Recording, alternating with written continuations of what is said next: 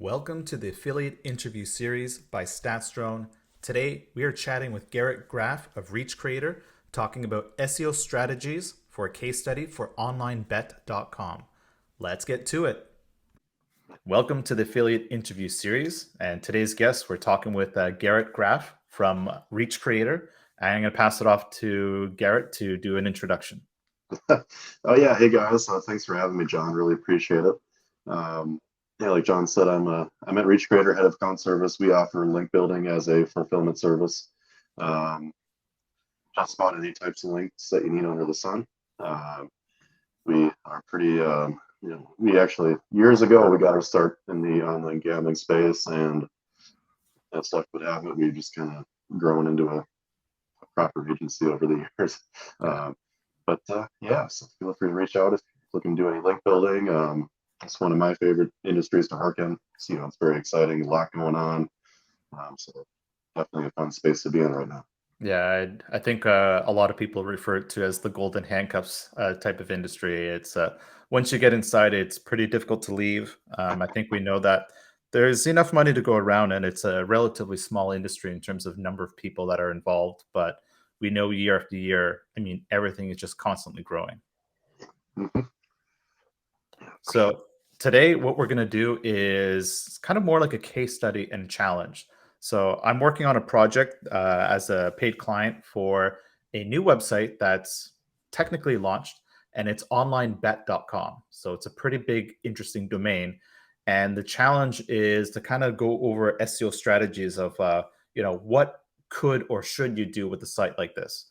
So I'm going to go through a bunch of topics within SEO. We'll eventually get to link building. But where we are today is the first part was selecting a brand name. And with a domain like online bet, you can use online bet as two separate keywords, online bet as a singular branded keyword. And then you could copy the likes of like gambling.com, where they actually put the .com in their name. And it kind of makes sense because if you just think about the word gambling, it's a keyword, it's not a brand until you say, well, maybe it is a brand. And it's no different than maybe a slots.com. So the question that I posed in a few SEO communities is, would you add the .com to it? And I kind of wanted to get your take. It's a good question.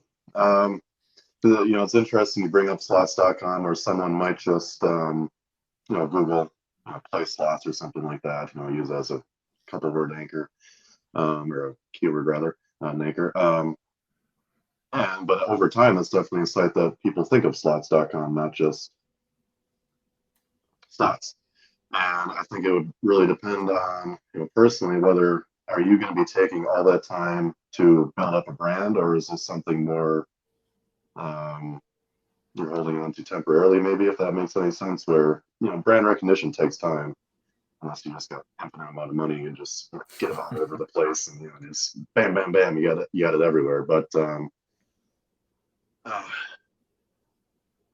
I guess generally though, I would probably keep like the .com in there, because I think that still holds traction with stuff, especially in this type of arena. I think it's something like even like onlinebet.com. I would just keep it on there. It's part of the. I think it adds something to it, I guess. Yeah. Another way that I looked at it was, of course, there's other examples like, there's the ring.com. So if you think about major industries where, what is just ring on its own? I think as well, and it could be a strategy that some websites I think personally adopt, is that when you make it a domain as part of the brand, I wonder if that actually makes it easier to build links, where some platforms, when you type in the domain, it's automatically going to generate as a link. And maybe another point, I think there's been lots of talk that when people type in a domain in a blog post, but they don't link to it, that Google recognizes it. And I think there's been SEOs that have said they've done case studies where that's been proven to be true. So maybe you might know something about that, where I can't remember. I'm pretty sure I've read that a couple times. Yeah, so over the years, there have been studies on, guys have claimed that, I think the term is a co-citation, where, Yeah, you haven't linked, there is no link, but it still says, like onlinebet.com, all one word, all one thing.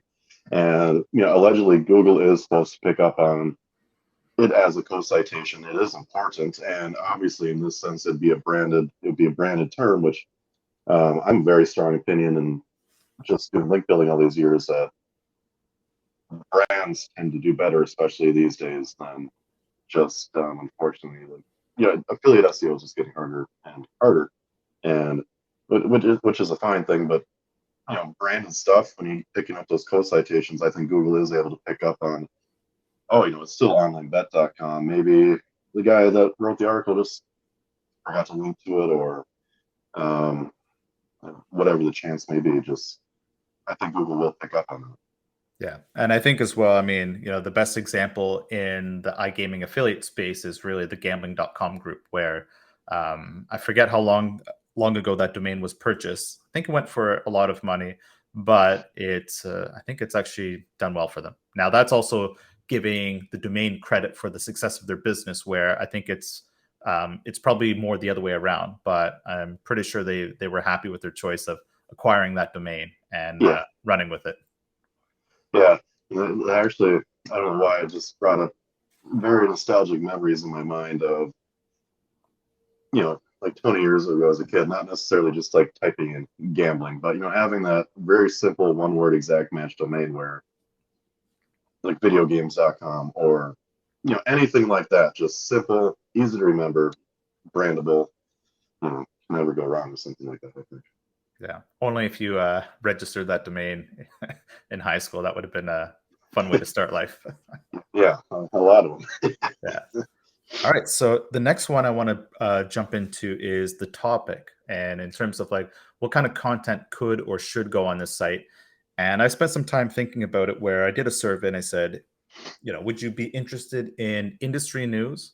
Would you be interested in stuff in like the M&A, like mergers and acquisition or investing, or what you'd expect on a traditional affiliate site that's got the word online bet in it, where it could be casinos or sports betting? That poll on survey was, I think, something like 88% said it should be player focused. And there was some people that were very interested in seeing it as being more industry. So I thought it was actually short term a smarter strategy to go more industry focused, where the major topics are, or topics slash keywords are, B2B, M&A, mergers and acquisitions, and investing.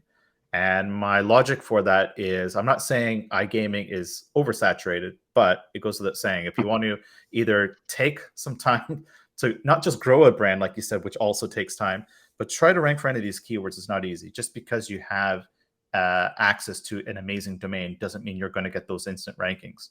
Whereas I believe, and this is from my own experience of being more in the B2B space, is that when you start talking about things that have less competition, it goes a long way. I think your ability to rank for what's trending in the investing space or startup space for iGaming, which if you look at who's talking about it, it's people within the industry. It's usually more the events companies like Sigma or iGaming Next, and then sometimes these things might spill over into the finance world, like Yahoo Finance. They Sure. might talk about one of these things. So, what's your take on those Uh, three topics? it's actually funny you just kind of mentioned how, covering that investing stuff, it was just running through my mind, because that other podcast we're doing, I'm reading all like the news aggregator sites for iGaming, online gambling, and it covered just a tiny bit, but there's not a whole lot of dedicated coverage to it. And I think I remember when you put out the poll, I was kind of like, yeah, it'd be cool to have like affiliate news, but everyone's already kind of covering that, and it's always nice to cover something no one's really talking about. Yeah. It's just not even a little bit more easy as far as SEO is concerned, but it's also it's new. It's not something being talked about. It's easier to grow a reader base.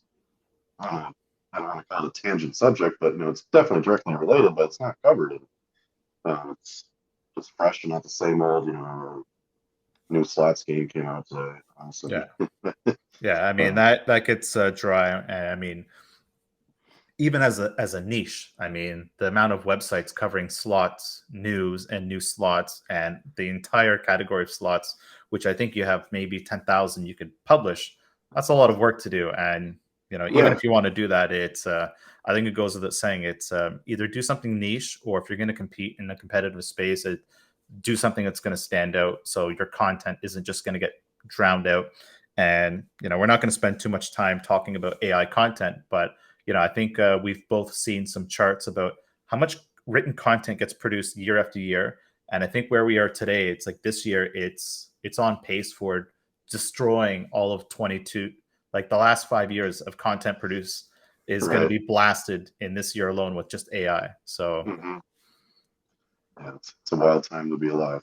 yeah, maybe like link building is something I want to save towards the end, but maybe as well, by covering this different angle, do you think it would be also easier to build links for stuff that's in the B2B space, as opposed to being, you know, like, just pretend if you're gambling.com and it's all stuff targeting players, you try to build links for it, and any site that you talk to, they're like, oh, you're gambling.com.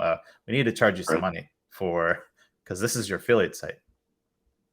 So something we've always stuck to doing link building all these years is actually, um, yeah, I don't want to get too in depth into this, but right now, when you're on a tangential subject that is obviously related to gambling, but can apply to different industries, such as a financial publication talking about Yeah. investment, that is way easier to build links to, because I can go to a finance site and be like, can you link to gambling.com/40 hot slots? And they'd be like, go screw yourself, $700. Yeah. You know, if I propose, like, I have onlinebet.com, and we just put together this huge analysis of a merger going on between two huge, hypothetically, two huge online gambling companies, and look at this, like, you guys need to cover this. That's way easier to build links to. That's way easier to get exposure to it if you want to go down the whole PR, type of road too.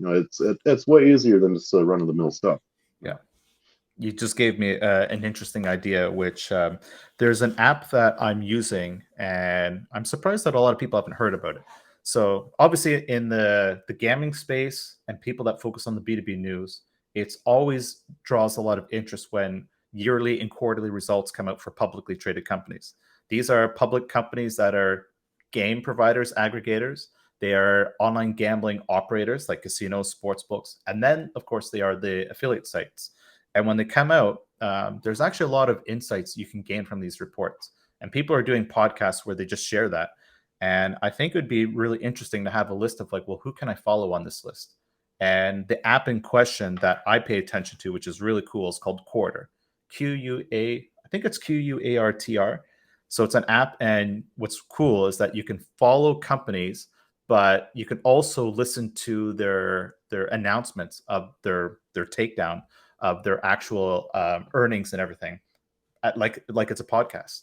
Like, Wow. I was literally listening it to a couple of them on my while driving, as if I was listening to a podcast. And these aren't standard podcasts, but when you listen to Wow. what they're talking about, you're like, wow, I feel like I actually need to listen to all of them to really gain an upper level in the gambling space. And for what you just said there, I think that would be a valuable resource to say, give me everyone in the gaming space that's publicly traded, because Hmm. I can't even think of where that list exists unless I actually literally go through, like, NASDAQ, Right.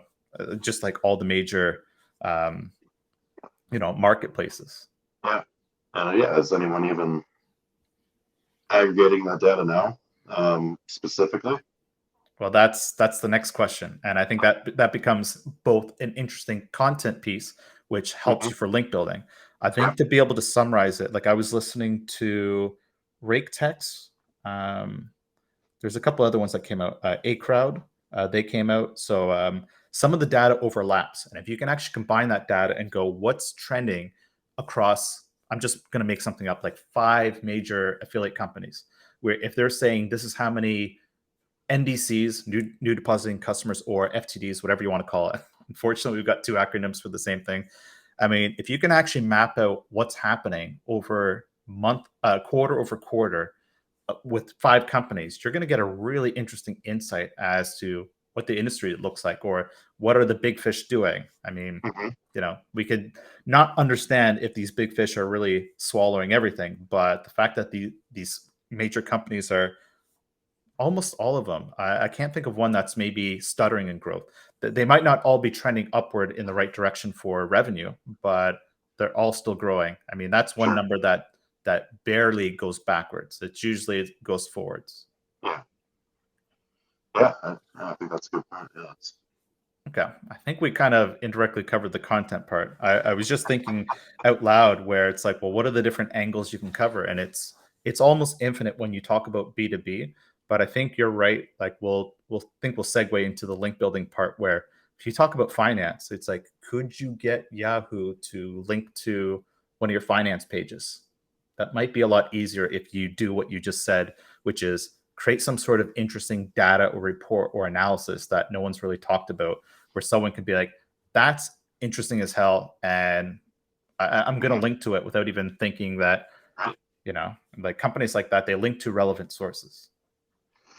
Yeah, it's somewhere where we don't do like us as names, so we don't do a lot of the big PR stuff anymore. It's just kind of the way the people that we target as an agency has shifted. But with that being said, like people are always talking about doing RO link building and PR link building these days. It's still a pretty hot topic, and it just kind of still blows me out of the water where certain people approach me and like, oh, we want to do RO, we want to do PR, and I'll be like, show me what you want links to, and it's like, man, there's like 10,000 websites about dog food, and 10 best dog foods is not going to get picked up by AOL News. It's like, what do you mean? It's, really getting something that, like what you just said for the gambling space, or dog food, finding something where comparing what did dogs eat 100 years ago to dog food today coming out of the bag. What something new, something has to be different. It has to be engaging because everyone reads so much news today too. Everyone's on their phone. It's all the same stuff, and it's hard to stand out. Yeah, it's. I will give that PR trick one piece of credit where I have seen a couple like best casinos UK articles as actual press releases linking to the affiliate site in that as a single link and going, wow, that actually worked. They did well. Yeah. So I don't think it happens all the time. I think it's basically you're taking a gamble because one, that will cost money. You have to write the content, and you don't know where that actual PR is going to rank because it goes without saying, once a couple SEOs see that, they're all going to copy it and they're hoping, they're basically, shooting 3-pointers, hoping one of them goes in. Mm-hmm. Yeah, absolutely. All right. So we have maybe some interesting topics in content. So let's look at link building strategies and ideas based around that. So where would you start? For me, I would suppose once we get some content on the site, I'm always a fan of starting with, I don't know if you want to call it filler content or whatever, but we're gonna start with that big, well-researched, analytical, data-focused content, and I would prefer to start with outreach on that and try to start getting natural links without buying any. Try to pitch some bigger sites, do some really custom outreach and kind of see where the needle falls. How is this being recepted, or the reception of the article? I don't think receptive is over. How well it's received. Yes, there we go. That's much better put. I would kind of start there, and then maybe it's easy for me as a large link provider, link broker, link building agency. How well it's been received, I could reach out to some opportunities that I have in my paid database that'd be a really good fit, financial sites or market watch type sites where stuff like that, even blogs, stuff like that. Start reaching out to smaller financial blogs that are still legitimate these days. Picking up links that way is where I would start. I don't believe content like that would be negatively reviewed or stuff like that. I think it would go pretty well. I would also start maybe trying to pick out some more pieces of content around it, because even if that didn't do as well as I would expect to be gaining links, something off the tangent of the the quarterly earnings article will say, tracking all that data, pitching something related to it, but still interesting. Maybe start some link building on that as a side run. And then also something not super getting backlinks related, but I think a lot of SEOs still don't understand the power of internal linking and how you can build tons of links, good links to a good site, and not always get the results you want if it's not competitive because you don't have internal linking. You don't have Kevin Indig, I believe, coined the, if I'm correct, termed the coin or coin the term. I can't talk it all the way. Chai rank, the power that your site holds with internal links versus page rank, all the links coming to your site, how important that is, and I think people are missing out on opportunities there as well.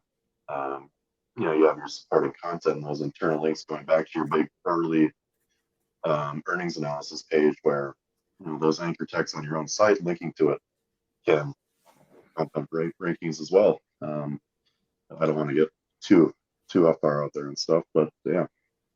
Oh, that makes sense. Do you know of any services like there must be tools that will give you a score of how well or how bad you are at internal linking? Yeah, so two that on the top of my head, and I don't have a whole lot of experience with them myself. Inlinks. Inlinks? Yep, that was founded by the guys at Majestic, I believe. And then Link Whisperer. Yeah, I've heard that one before. I think those are two of the kind of the big popular ones, and I don't have tons of experience with them, but I do see them come up a lot. They seem to be, like well reviewed, and people like to use them. I know back in the day when I was building out a lot of our own sites, I used to use Screaming Frog, and I think at the time Kevin Hindig had published his own formulas you could use in Excel, so you kind of export all your pages from Screaming Frog and kind of calculate Chi rank that way. And you would be like, oh, this page is like way more important than this one here, but this one on the bottom has like way more Chi rank for some reason. That doesn't make any sense. So we need to kind of reevaluate what we're doing. But, so those would be the big two tools that are kind of automating stuff, making life easier. And I'm sure you can Google around, and Kevin's article is still out there, and you learn the nitty gritty parts of it. No, that's interesting. I've been hearing about Link Whisper quite a few times, so I think that's going to be another one I add to the subscription list. Sure, yeah, absolutely. All right, and then last is touching on sales and affiliate marketing. So affiliate marketing, everyone thinks about, okay, we're dealing with an affiliate site, so you're going to link to online casinos with your tracking links and all that. But taking that a step back with the idea that that actually might not even happen on the site. I think if you go this media route, you're almost dealing with either link sales or sponsorships. So what are some ideas you would have in terms of going, okay, what would revenue look like for trying to build this up? It's a pretty fair question. Yeah, I mean, selling links like these, especially on the gambling space, if you have a solid site that's getting built up and you're not just some run-of-the-mill affiliate review site, you can probably make good money just selling links or selling advertising spots. I would ask, what's your end goal with whatever site you're building up? If you're going to be a true affiliate site, there's all sorts of stuff that can happen. Like if you just want to spam the hell out of your site, you can get an outgoing link penalty, and it kills you. But you probably made a ton of money selling links, but then you're not getting affiliate income, perhaps, or maybe. I know a few sites that have they focus on link sales, and out of the three major ones that have all collectively made amazing money, one of them got penalized, but the penalty lasted, I think, for a couple of months. But they went a little crazy. They were basically selling, I think they had something like 100 finite pages. It was a game site, and I won't say who it was, but they were selling up to 9 links per page. And I think it was very excessive. They got the penalty. They got some advice that if they removed most of the links, that the penalty would go away. So they started experimenting, removed all of them, and then it went away. Then they added a couple back, and then I even gave them some advice. I said, you don't want it on every page. If you've got a couple Right. pages that don't have it, focus on internal linking and don't have it. So it's this giant link farm where it was Right. 4 links at the top, a couple links in the middle, and another Right. one at the bottom. And it was literally header, footer, just link farm. And yeah, the link farm thing too goes to, in my mind, yeah, you're selling tons of links, but maybe people aren't as picky as I am or my customers or whoever. But if I see you have 1 or 2 pages like that on your site, I'm just not going to buy a link from you at all. And it's going to devalue. You might, instead of being able to sell a link, you have a super hot site for $200 a link. I'll give you $30. Who knows if this link even passes PageRank? It's so there's that. Yeah, some of my ideas, like just looking at the B2B space in this entire industry. I mean, and especially when you kind of look at how conferences have to not just survive, but how they've grown their business, where they're just basically kind of like an aggregator or a super network of all the different products and services. So Mm-hmm. I think everyone likes to see their name and their brand on Yeah. interesting spots. So I think Yes. maybe what the homepage could be is like a bit of a directory to say, what is online bet? Here's the entire industry in a nutshell. Here are very interesting game providers. Not everyone can be on the number one spot, so that could be like a paid listing. Right. And then it goes to saying, it's like, well, who really cares to have their brand stapled on the homepage? And Yeah. in my personal experience running, B2B affiliate program review sites, we'd have people that'd be like, I want number one. And unfortunately, everyone always asks for the number one spot. Even running affiliate sites in the past, they had always asked for number one. I said, we actually have 2,000 casino reviews here, and you want to be number one. Do you not think that the other 1,999 aren't asking that same question? Right. So I think in this case, it's it's kind of like how Google's been operating for since they've existed. It's like you want to be the highest. It's that's a sponsored spot. Mm-hmm. Yeah. Yeah. Pretty much. Someone has to buy some ads to keep things going. Yeah. Can't give everything away for free. Now, would you also make it such that the ads are not external links, but rather linking to a review page, and then that review page has that external link out? Because all of the content would still be not as competitive. Because, like I said, all these B2B companies don't have a lot always written about them. So if you start, um, writing content about, I would want to keep the review page on the site because I would want, let's just say it's onlinebet.com. I would want onlinebet.com stance on, that's the opinion, not just, this is a sponsored, click, go, whatever. yeah, I would want something. Personally, I would want to read something, and I would kind of guess maybe some more educated readers would also want that before they just go out into the ether and find, xyzgambling.com, whatever. yeah, true. But I think the fact that you could actually review that content, whether it's neutral or positive, negative, or neutral Yeah, with pros and cons, I think maybe it might be better to say, okay, you're not making the homepage a link farm. Where anytime I've yeah, encountered sites that sell links and they're like, here's the rates, and then you go to the homepage and there's 50 outgoing links, I'm like, I don't want this. So I right. think I think in this Yes, case it'd be better to have it where yeah, it's curated list, but the list linked to those sub pages. The sub page is a review page, and then that's yeah, the page that will send the traffic out. Where I think there's two benefits. One is you're funneling traffic to an internal page. That page is going to, in theory, help you rank better, and you get to show results to those yeah. sponsors. Going, uh, this is how much traffic is being sent from this page. Yes, I think those are all absolutely great points. Yeah. And I think it's interesting. Like, I'm touching on a subject where it's still like affiliate marketing, but it's like everyone thinks that they need to be affiliate marketing first, but they can't find creative ways of generating revenue from day one. Mhm. Not everyone has a powerful domain like a ring.com or an onlinebet.com to get started with. But I think there's always a way in where you can say, well, it's brand new. This is going to be like a way of saying, can we sell any type of sponsors in advance? Some of the larger affiliate groups, they they make pretty good money on this. But it goes without saying that comes with the territory of them having the traffic. But Sure. it could be a way of actually getting started where if it's going to take you 3 to 6 months to get your first actual sale, maybe you would say, okay, maybe I will take $50 for a blog post Right. or sell a number one ranking for $100 a month. Hmm. It's something that's at least, covering your hosting or, something so you're not out of pocket. It Yeah. makes a difference. Yeah. Or better yet, it's that gives you money to create more content. And then Yep. Yep. once Yep. you Yep. got that traffic, then you Yep. get to spin the wheel. Yeah. It's always, just keeping things rolling and Yep. All right. I think that's a pretty interesting roadmap. I'm sure there's a lot of different examples and case studies we can do on it. But thanks very much for jumping in. And Yeah. how can people get hold of you? We know it's reachcreator.com. Yep. Yep. You can find us at reachcreator.com. I'm on LinkedIn. Search for me, Garrett Graff.